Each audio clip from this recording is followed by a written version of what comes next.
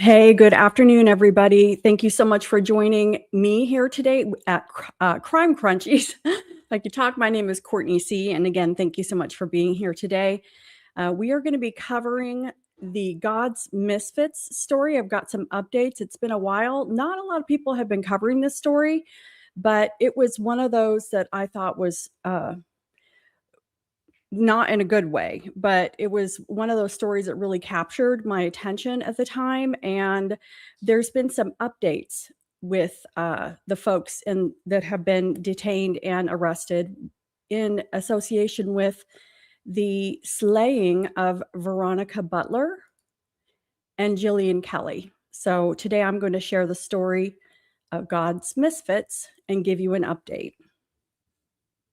So in the vast, quiet plains of the Oklahoma Panhandle, two young mothers, Veronica Butler and Jillian Kelley, were on their way to pick up Veronica's children for a birthday party. It was a routine drive, a simple act of co-parenting amid a tense custody battle. But on March 30th, 2024, they weren't just driving to a custody exchange. They were heading into a meticulously planned ambush. They had no idea that the children's paternal grandmother, Tiffany Adams, had bought 5 stun guns and multiple burner phones. They couldn't have known that this grandmother, along with her boyfriend and a small group of anti-government followers calling themselves God's Misfits, had allegedly conspired to make them disappear. This wasn't just a custody dispute anymore. It was a conspiracy that would end with 2 women brutally red-rummed, their bodies discovered in a buried freezer, a dramatic courtroom showdown, and 2 life sentences for the woman who would become to known as the killer grandma. So how did a Saturday morning drive for a child's birthday party turn into a double red rum? To understand, we have to go back to the bitter conflict at the heart of this case.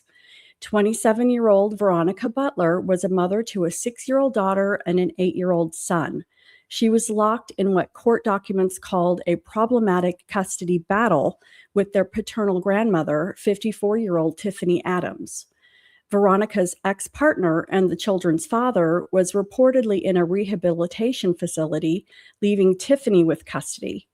Veronica was only allowed supervised visits with her kids, but things were about to change. She had a court hearing scheduled for April 2024, and her attorney believed it was highly likely she would be granted more time with her children, including unsupervised visits. That change, prosecutors argued, was a future Tiffany Adams was not willing to accept. Accompanying Veronica on that fateful day was 39-year-old Jillian Kelley. Jillian was the wife of a local pastor and had been appointed by the court to supervise the visitations. She was an impartial observer, a mother herself, simply there to ensure the custody exchange went smoothly. As one family member later stated, she was an innocent bystander caught in a plot she had nothing to do with. This plot was allegedly hatched within a small fringe religious group Tiffany Adams was a part of, who called themselves God's Misfits. Members included Adams' boyfriend, Tad Burt Cullum, a married couple, Cole and Cora Twombly, and another man, Paul Grice. Testimony from co-conspirators would later reveal that what started as a prayer group morphed into something far more sinister. Adams allegedly began complaining about the custody situation, and soon those complaints turned into a point-blank request. She asked Paul Grice if he would red rum Veronica. On the morning of Saturday, March 30th, 2024, Veronica and Jillian set out from Hugoton, Kansas, to a desolate pickup point near Eva, Oklahoma, for the planned custody exchange. They never arrived. When they failed to show up and couldn't be reached, their family sounded the alarm. Police soon found Veronica's abandoned car on a remote stretch of Highway 95 just south of the Kansas border. The scene immediately suggested foul play. There was blood on the road, and near the vehicle, investigator found Veronica's broken glasses and a broken hammer.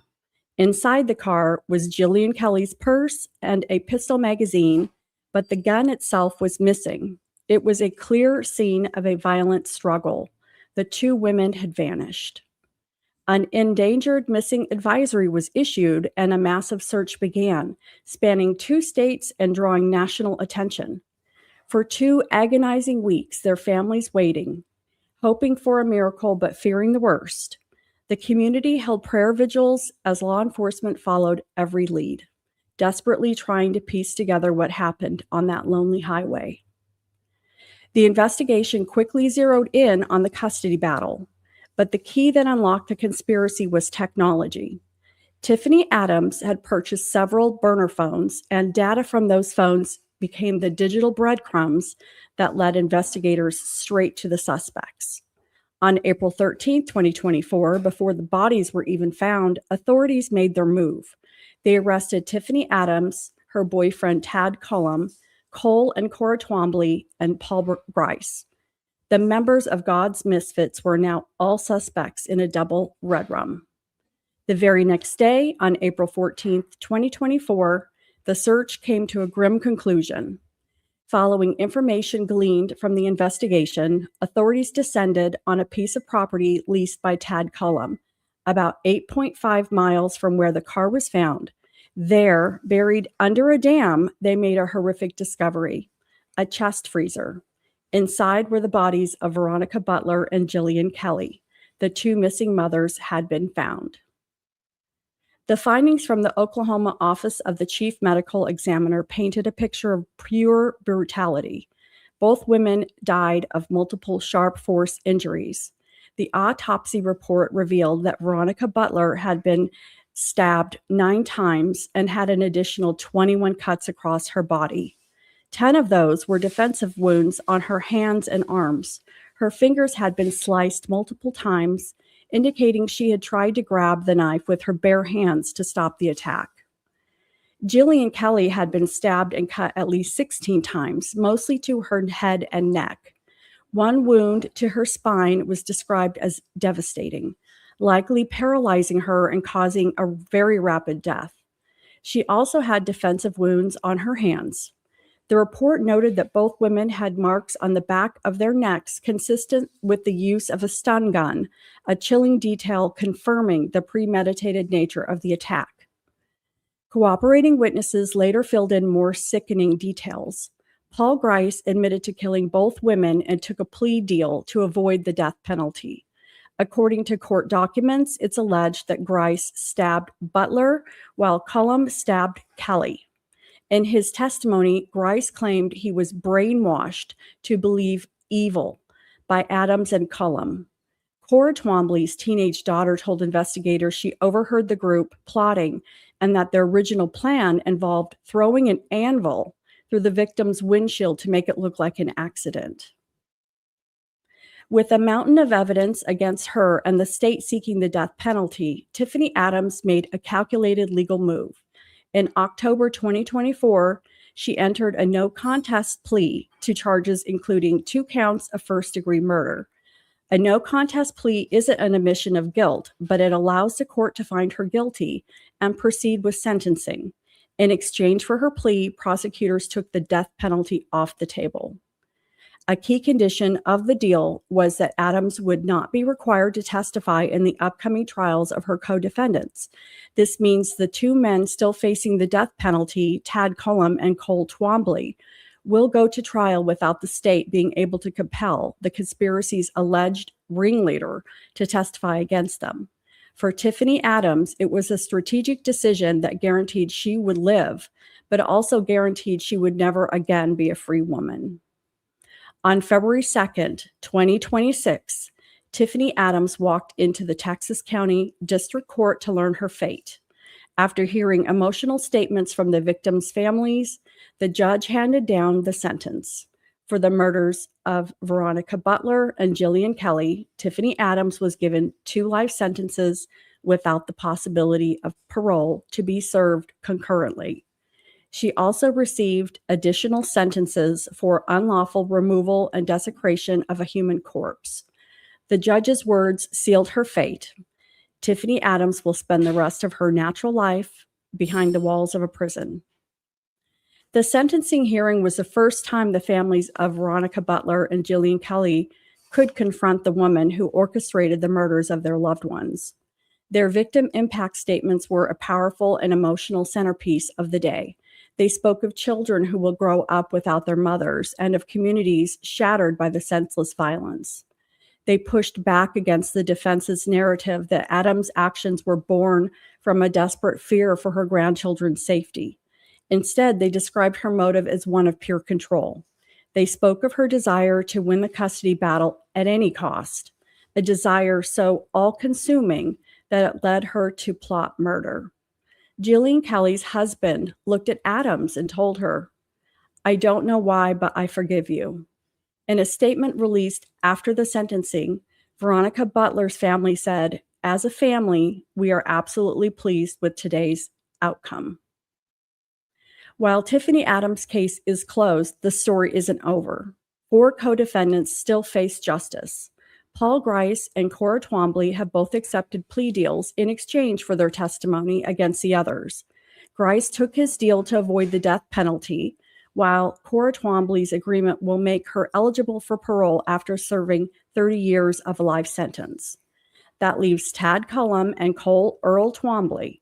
Prosecutors are seeking the death penalty for both men, citing aggravating factors that the murders were especially heinous, atrocious, or cruel, and committed to avoid prosecution.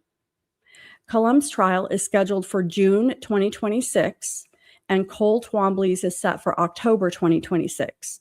These upcoming trials promise to reveal even more details about the inner workings of God's misfits and the cold-blooded plot to murder 2 innocent women. A bitter custody battle in rural Oklahoma escalated into a horrific conspiracy, all orchestrated by a grandmother who refused to lose control.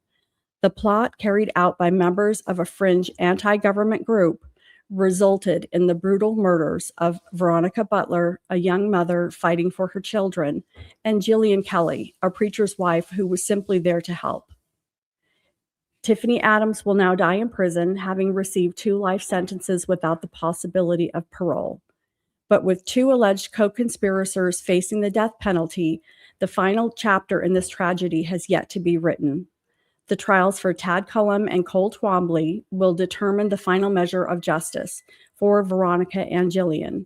If you want to stay updated on this case and see how the remaining trials unfold, make sure to subscribe and follow our coverage. And that is the story. And yes, thank you so much for joining me this afternoon. And yes, please make sure to like and subscribe and turn on your notifications to hear when I have new content coming out. And I will be following up with the Nancy Guthrie case, most likely tomorrow. And until then, thank you so much and have a great day.